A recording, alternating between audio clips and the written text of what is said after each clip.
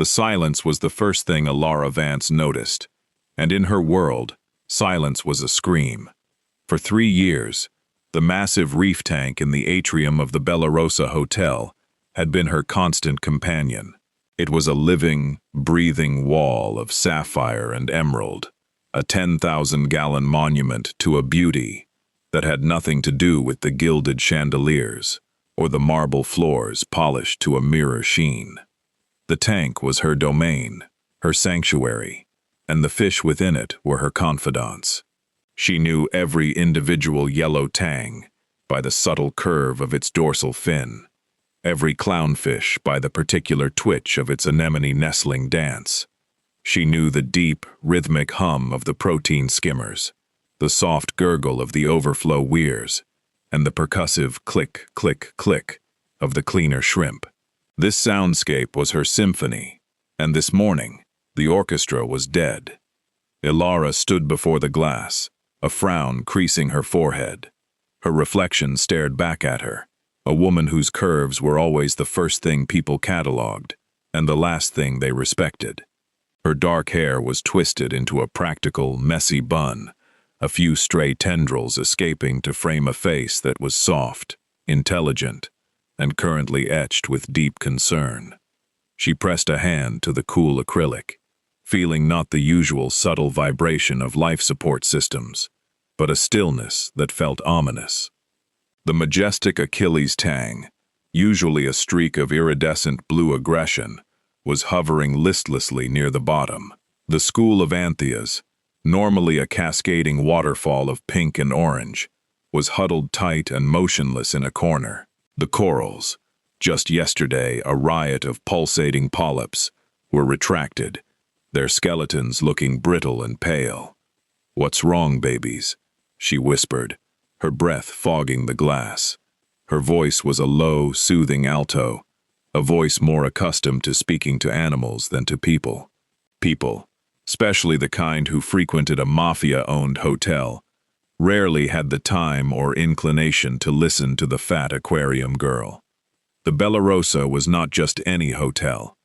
It was the crown jewel of Vittoria De Luca's legitimate empire, a gleaming tower of obsidian and glass that served as a neutral ground for the city's power players.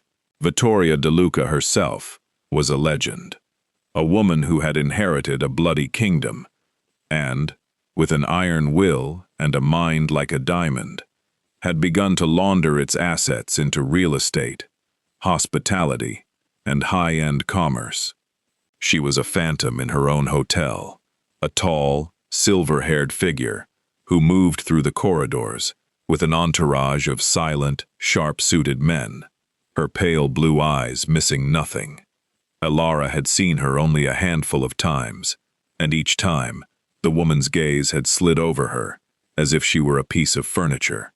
A large, inconveniently placed piece of furniture. Today, however, the atrium was buzzing with a different kind of energy, a crisis. Elara had heard the whispers in the staff corridors. A major deal was collapsing. A merger with a European consortium that Vittoria had been cultivating for 2 years was on the verge of implosion due to a leaked internal audit. The air crackled with tension. A cluster of executives, sharp in their Brioni suits and Louboutin heels, were gathered near the grand piano, their voices a low, frantic hum. They were the kind of people who saw the aquarium as a decorative asset, a line item on an insurance spreadsheet. They never saw the life within it. Elara knew she should be invisible. Her job was to maintain the tank, not to interrupt a corporate meltdown. But the silence was a physical pressure against her eardrums. Something was profoundly, dangerously wrong. She pulled her testing kit from her oversized tote bag, a worn leather satchel that held the tools of her trade: refractometer, titration kits, pH meter, ammonia alert badges. Her hands, though plump, were steady and precise as she unlatched a small access panel near the top of the tank and dipped a sterile vial into the water. "Excuse me, miss, what are you doing?" The voice was sharp, condescending, and belonged to a man named Julian Cross. He was the hotel's director of operations, a man whose ambition was as slicked back as his hair. He was flanked by two other suits, a woman from finance and a man from legal, their faces pinched with the stress of the failing deal. "I'm taking a water sample, Mr. Cross," Elara said, not looking up from her work. "The tank's behavior has changed. The fish are stressed." "The fish are stressed," Julian repeated, a cruel, incredulous smile playing on his lips. He looked at his colleagues, inviting them into the mockery. "Did you hear that? The fish are stressed. In case you hadn't noticed, Miss Vance, we have a slightly larger problem on our hands. $100 million problem. The entire hotel's reputation is on the line, and you're worried about the emotional well-being of a clownfish?" The woman from finance, whose name Elara could never remember, let out a short, brittle laugh. "Maybe we can get them a therapist. Put it on the expense account." Elara felt the familiar heat crawl up her neck, a flush of humiliation that she had known since childhood, the dismissal of her passion, the reduction of her expertise to a cute, fat girl hobby. She capped the vial and held it up to the light. The water, to an untrained eye, looked crystal clear, but she saw a faint, almost imperceptible haze, a bacterial bloom perhaps, or something more sinister. "The life support systems for this tank are integrated with the hotel's main water supply and HVAC," Elara said, her voice quiet but firm. "A change in the tank's equilibrium can be an indicator of a larger environmental problem. The fish are a bellwether. They react to things we can't see or feel: vibrations, chemical changes, pressure differentials." Julian Cross took a step closer, his expensive cologne cloying in the air. "Listen to me carefully. Ms. DeLuca is about to walk through that door with the consortium's lead negotiator for a last-ditch meeting. The only thing that needs to be bellwethered right now is the mood in this atrium. I need it to be an oasis of calm and luxury, not a science experiment. So put away your little chemistry set and make sure the tank lights are on and the pretty fish are swimming. That's what you're paid for, to make things look good. Do you understand?" He didn't wait for an answer. He turned on his heel, his little flock of vultures following, their whispers trailing behind them like a foul odor. Elara stood frozen, the vial of water clutched in her hand. The sting of his words was a familiar poison. Make things look good. That was the story of her life. Her curves were meant to be hidden. Her intelligence was meant to be palatable. Her voice was meant to be silent. She was a decorative asset, just like the tank. But the tank was dying. She could feel it. Ignoring the frantic preparations happening in the atrium, Elara retreated to her tiny, windowless office, a converted janitor's closet tucked behind the hotel's main kitchen. It smelled of salt and ozone. Here, surrounded by her logbooks, her microscope, and the comforting hum of a small quarantine tank, she was not the fat aquarium girl. She was Dr. Elara Vance, marine biologist. She ran a battery of tests on the water sample. Her movements, a practiced ritual. Ammonia, 0. Nitrite, 0. Nitrate, a trace, within normal parameters. Salinity, perfect. pH, she frowned. The pH was slightly lower than yesterday, a drop from 8.2 to 8.0. Not catastrophic, but a shift, a clue. She calibrated her dissolved oxygen meter and tested a fresh sample. The reading made her blood run cold.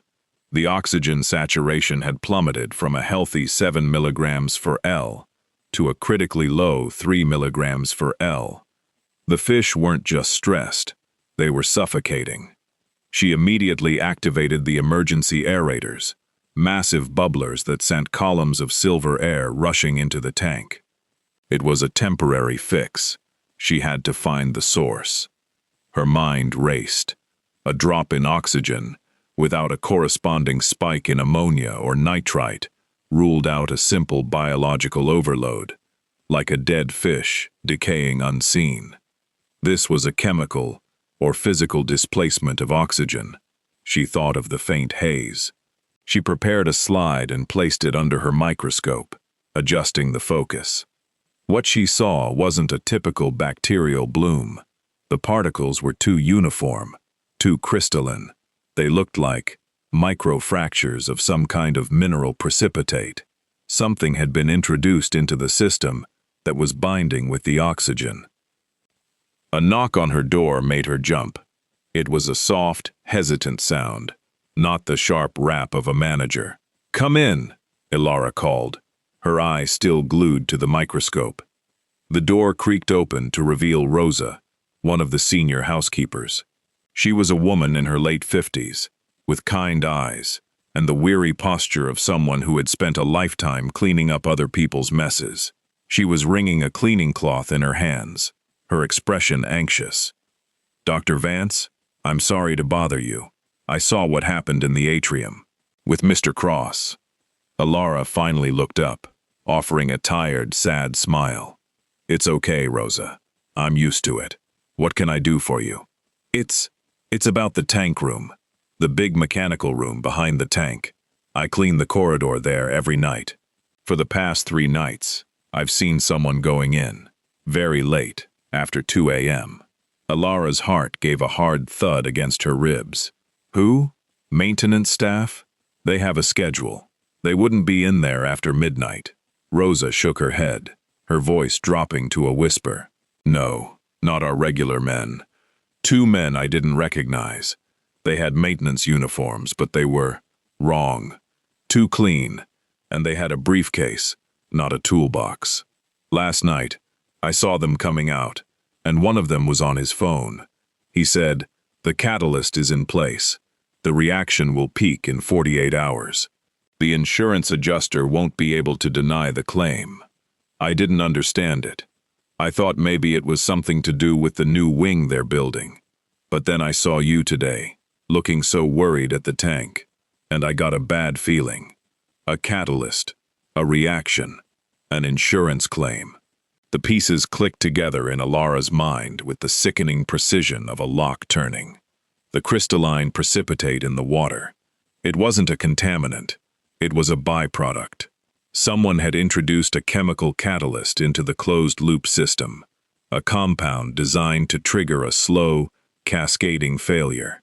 It was binding the dissolved oxygen, but that was just the first stage. The precipitate itself was likely corrosive. Given another day, it would start to degrade the seals, the pipes, the very structure of the massive acrylic panels. A catastrophic tank failure. 10,000 gallons of salt water exploding into the hotel's main atrium. The damage would be in the tens of millions. The hotel would be shut down for a year. The DeLuca Empire's flagship would be a ruin. And someone wanted it to happen. Someone who stood to gain from an insurance payout. Someone who wanted to force a sale. Elara's mind, so often dismissed as slow and sentimental, was now a supercomputer of deductive logic. She thought of the leaked audit, the collapsing deal. It was all a smokescreen. The real play was the destruction of the hotel itself. The merger was being sabotaged, not to kill a deal, but to depress the hotel's operational value, making a catastrophic accident the final nail in the coffin, forcing Vittoria DeLuca to sell the wreckage for pennies on the dollar. The insurance consultant. He was the only one with the motive, the knowledge of the systems, and the financial acumen to orchestrate such a plan. "Rosa," Elara said, her voice suddenly strong, shedding its usual hesitant softness. "You need to tell me exactly what those men looked like, and then, I need you to do something very brave for me." 20 minutes later, the atrium was a stage set for a desperate performance. Vittoria DeLuca had arrived. She was even more imposing up close. Her silver hair swept into a severe chignon, her ice-blue eyes scanning the room with a predator's calm. She was walking beside a nervous-looking man, the European negotiator, trying to salvage a deal with words of reassurance she clearly didn't feel. Julian Cross hovered nearby, his obsequiousness a physical presence. And the tank, despite the emergency aerators, was looking worse. The fish were now gasping at the surface, a clear sign of severe hypoxia. The water had lost its crystalline sparkle, taking on a dull, dead sheen. It was no longer a backdrop of luxury. It was a monument to impending doom. Elara knew this was her moment, the moment to step out of the shadows. The thought of it, of all those sharp, dismissive eyes turning to her soft body on display, her voice trembling with the effort of being heard, was terrifying. But the alternative, the image of that beautiful, living wall of water exploding, of the fish dying a horrible, crushing death, of Rosa's quiet courage being for nothing, was unthinkable. She took a deep breath, the air tasting of fear and salt, and walked into the center of the atrium. She positioned herself directly between Vittoria De Luca and the dying tank. "Ms. De Luca," she said, her voice cutting through the low murmur of conversation. It wasn't loud, but it was clear, resonant, and filled with an authority that made every head in the room turn. Julian Cross's face went white, then red with fury. "Miss Vance, what in God's name do you think you're doing? Security! Get her out of here." Two hulking men in suits started to move, but Vittoria De Luca raised a single, elegant hand. The gesture was minimal, but it carried the weight of absolute command. The security men froze. Vittoria's pale gaze settled on Elara, and for the first time, it didn't slide over her. It focused. It was a gaze that felt like a physical weight, a cold, assessing pressure. "You are the aquarium technician," Vittoria stated. It wasn't a question. Her voice was a low, smoky contralto, accented with a whisper of Italy. "I am Dr. Elara Vance, the hotel's marine biologist," Elara corrected, her heart hammering so hard, she was sure it was visible through her blouse. "And I am telling you that this meeting must be evacuated from the atrium immediately. The hotel is under attack." A ripple of shocked murmurs went through the crowd. The European negotiator looked alarmed. Julian Cross looked apoplectic. "This is absurd. She's a disgruntled employee, Ms. De Luca, a fantasist. She's obsessed with these fish, and she's having some kind of episode." "The fish," Elara said, her voice gaining strength as she pointed to the tank, "are suffocating. Not from disease, not from neglect. They are suffocating because a foreign chemical catalyst has been deliberately introduced into the hotel's integrated water system. A catalyst designed to precipitate dissolved oxygen and, in its second stage, corrode the acrylic seals of this tank. In less than 24 hours, this tank will fail catastrophically. 10,000 gallons of water will destroy this atrium and compromise the structural integrity of the entire lobby." She reached into her tote bag and pulled out a small glass dish containing a sample of the cloudy water. "This haze is not bacteria. Under a microscope, it's a uniform crystalline precipitate. I've never seen its exact structure before, but its behavior is consistent with a class of industrial drying agents used to accelerate concrete curing. It's binding the oxygen, and will soon begin to etch the acrylic." She then pulled out her logbook, a thick, worn volume filled with years of meticulous data. "For 3 years, I have logged the pH, oxygen levels, and behavioral patterns of every organism in this tank. The deviation began 72 hours ago. A slow, steady, unnatural decline.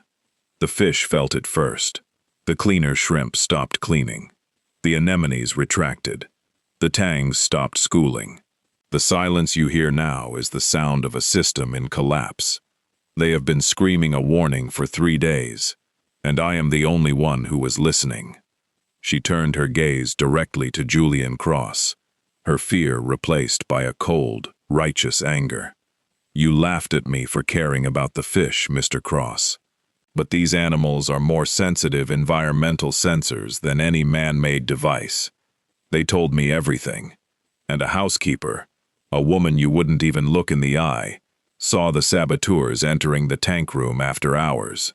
2 men, posing as maintenance, carrying a briefcase, not a toolbox. She heard them talking about an insurance claim." At the word insurance, Vittoria De Luca's expression, which had been an unreadable mask, flickered. A muscle in her jaw tightened. Her eyes, cold and terrifyingly intelligent, moved from Elara's face to the tank, to the gasping fish, and then, slowly, deliberately, to a man standing at the edge of the crowd.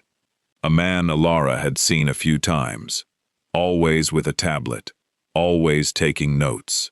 The insurance consultant, Arthur Pym. He was a bland, forgettable man, the kind you'd never look at twice. But now, his face was the color of old parchment. "That is a very serious accusation, Dr. Vance," Vittoria said, her voice dangerously soft. She took a step closer to Elara, and the scent of her perfume, cold jasmine, and something darker, enveloped her.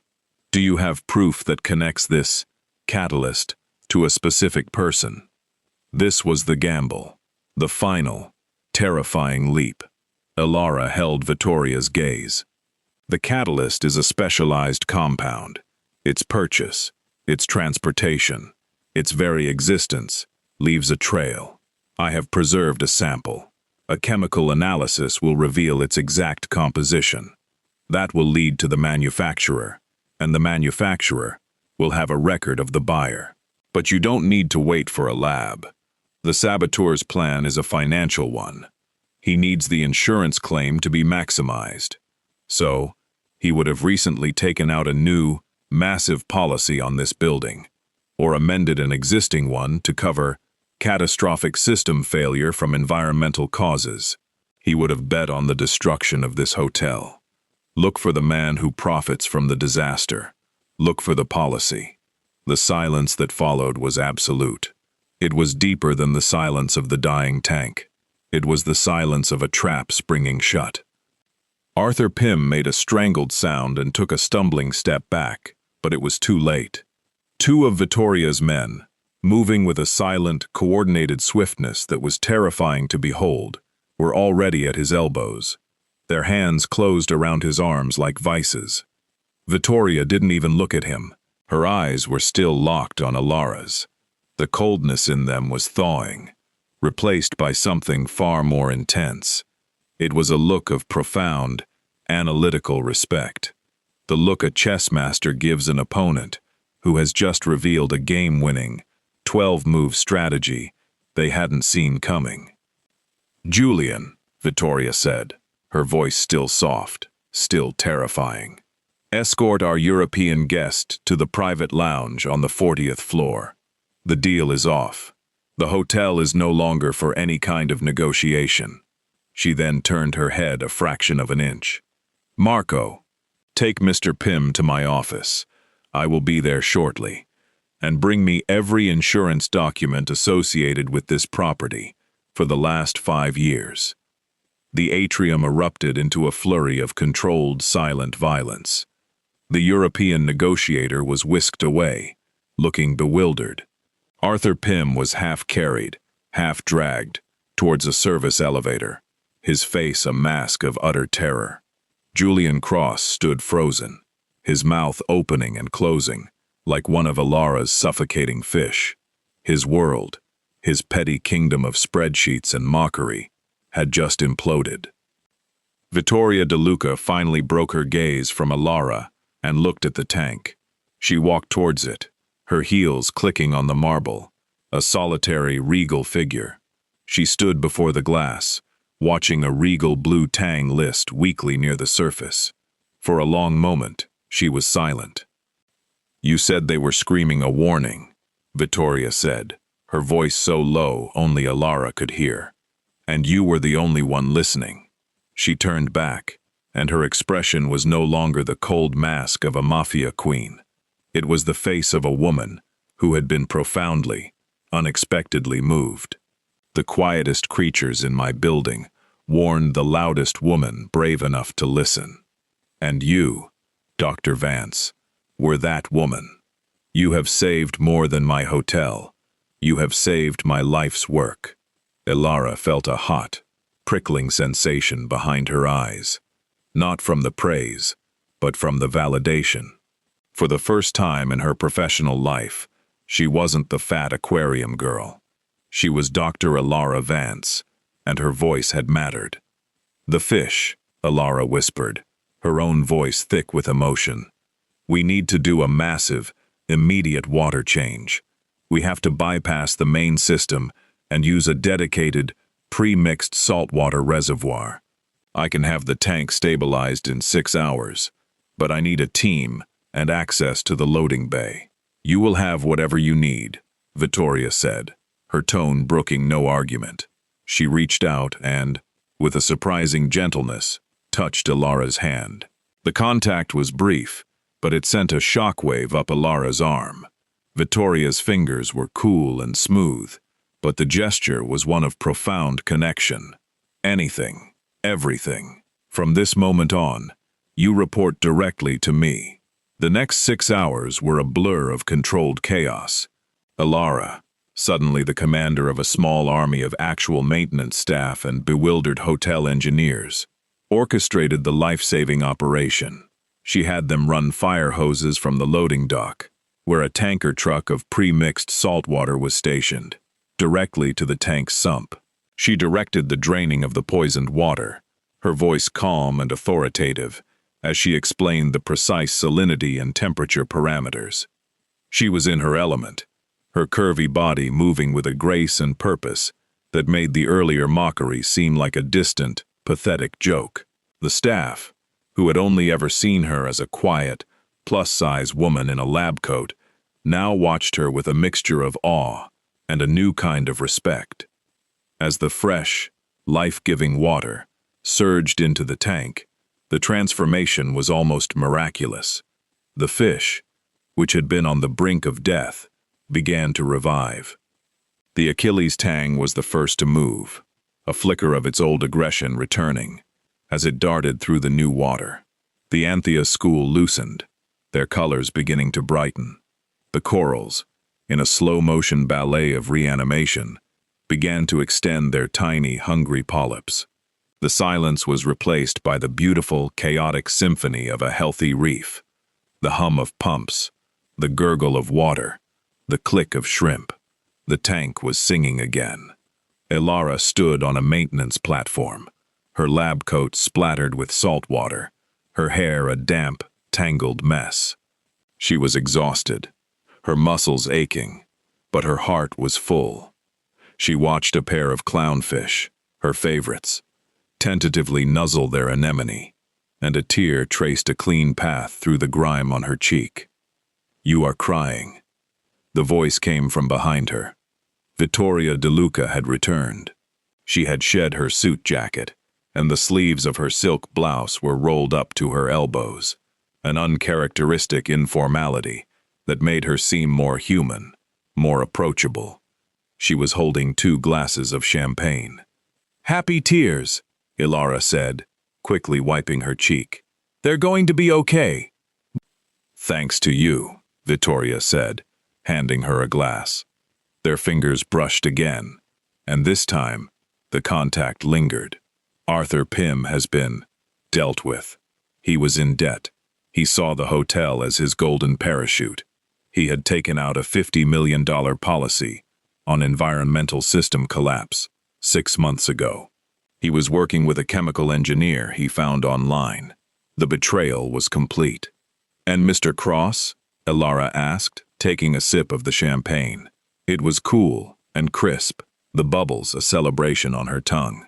Vittoria's lips curved into a cold, satisfied smile. "Julian Cross has been fired for gross incompetence. He was so busy managing the optics of a crisis that he failed to see a real one unfolding right in front of him. He dismissed the one person who could have saved us all. That is an unforgivable liability. She paused, her pale eyes searching Elara's face. I dismissed you too, Dr. Vance. For 3 years, I walked past this tank, past you, and I saw only a decoration. I was a fool. Elara's breath caught in her throat. A DeLuca, admitting a mistake. It was unheard of. I have built my life on seeing threats, Vittoria continued, her voice dropping to an intimate murmur. I see conspiracies in a handshake, betrayal in a smile.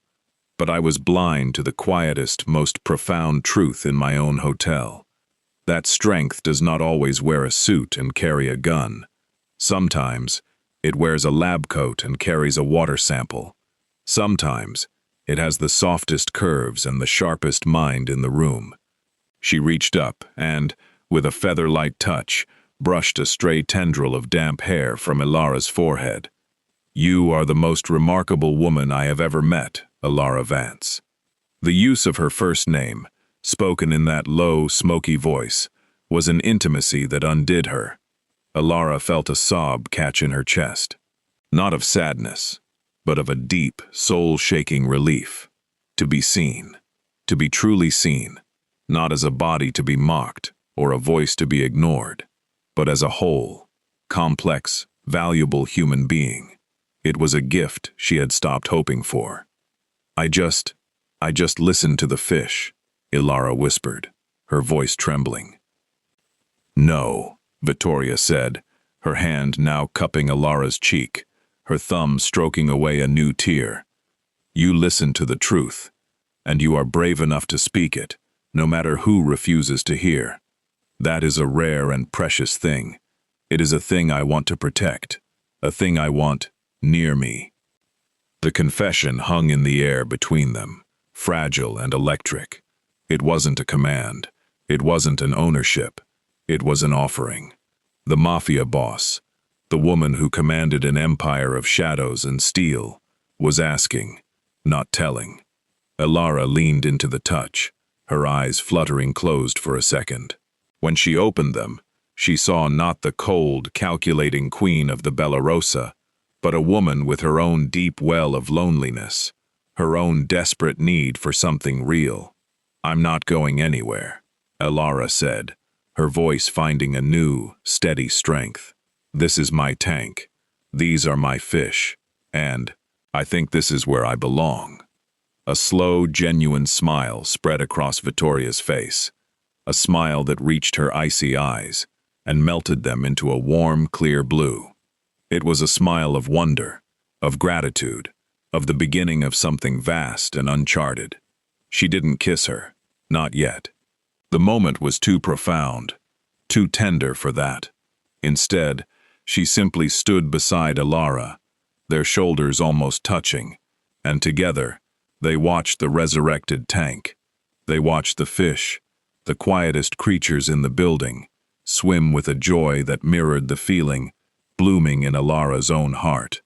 The fat aquarium girl had saved the mafia boss's empire, but more importantly, she had been seen, and in being seen, she had found not just a protector, but an equal, a woman who understood that the most powerful warnings are often the most silent, and the bravest souls are often the ones the world is too blind to notice.